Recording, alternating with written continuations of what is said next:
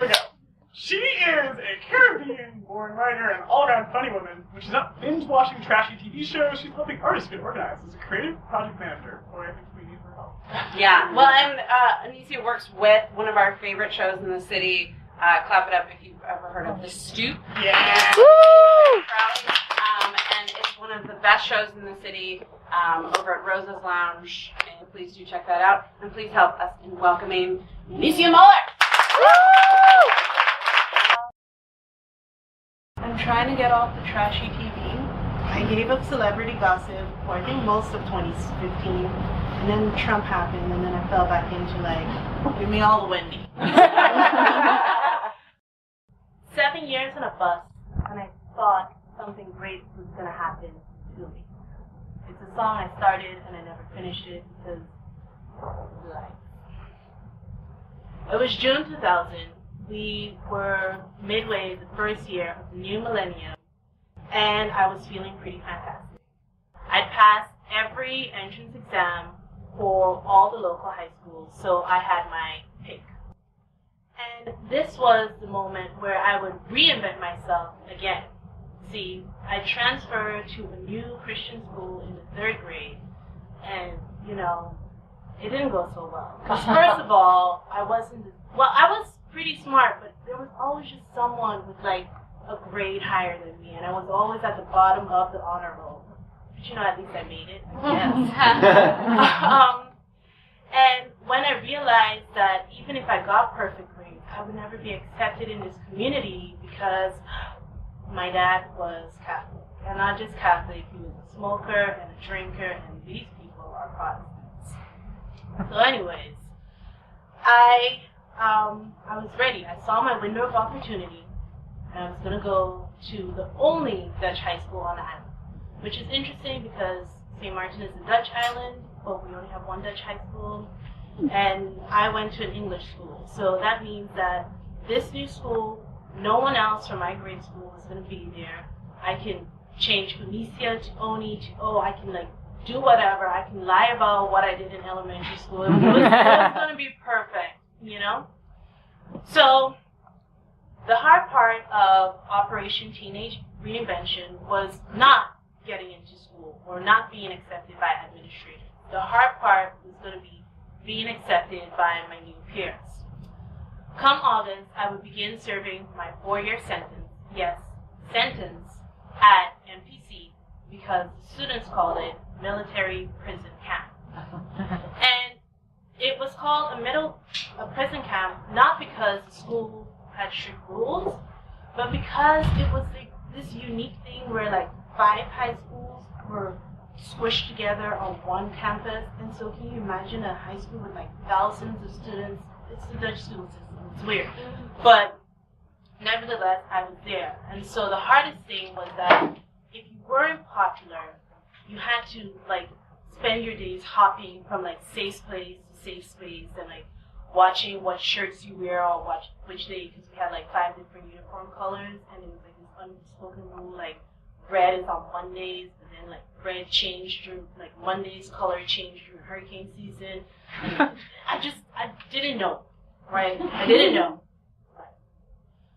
So high school was also the first time where I would be traveling on a school bus. I went from singing praise and worship songs while I walked from my home to my Christian school in my neighborhood to having to get on this bus that was mixed with other kids that I didn't know. And so my morning commute was simple. You just got the early bus because it was mixed with grade schoolers and high schoolers, and so fewer high schoolers mean fewer bullies and just knock on wood.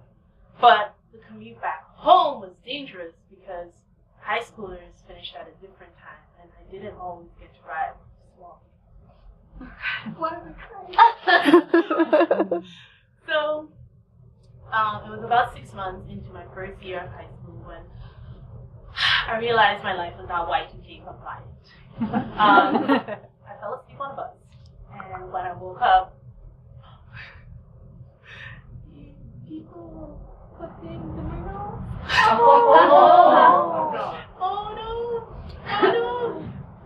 And then this girl who I thought was going to be a safe space, because I was you look harmless, I'm want to sit next to you. She didn't stop these people from doing this to me. And I just looked at her, and I don't know, I was just so confused about life. I was just like, how are you going to sit there and let people do this to me? I didn't cry when I was writing this. Okay, so as I was getting off the bus driver, Julio, was very nice. He told me, yo, you gotta learn to stay awake, man. He's saying. And I was like, alright, Julio. So I continued to ride the bus, and this was in year 6 or 7. My nap was, interrupted because yes, I never managed to master the art of staying awake. I fell asleep for 7 years on the bus, and sometimes I missed my stop, but that's not the point. I woke up because this girl was teasing another girl, and she was being really mean, and I was afraid. But then I looked at her uniform and also her size, and I realized that she was a grade schooler. And I was a full-grown teenager, but I was just like, oh shit, she hardcore. And then I heard the word stop. And I realized that I was the person saying stop. Because although I was afraid, my brain realized that I was a fully grown teenager, and this was a grade schooler. And even though I was afraid, I looked really tough and jaded, and so my stop was the most powerful thing on the bus that day. And she stopped. I was like, oh shit, this is my stop. I gotta go. Yo, these grade schoolers are wild, okay? I was walking home once, and a group of kids grade schoolers told me, a teenager, hey girl, you got $1? And they were like, and I was like, no. And then they was like, fuck her, she just like a squirrel, always begging for nuts. And I was horrified, but I also laughed because I was like, damn.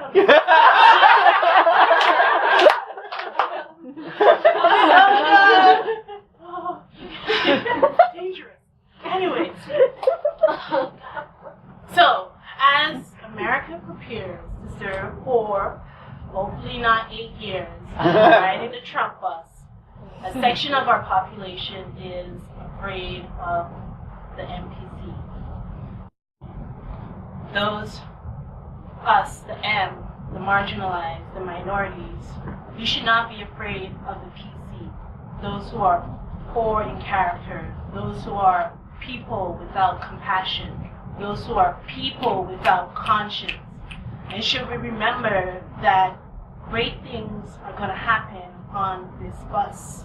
Great things like people saying stop. Great things like mastering the art of staying woke while being safe. Thank you.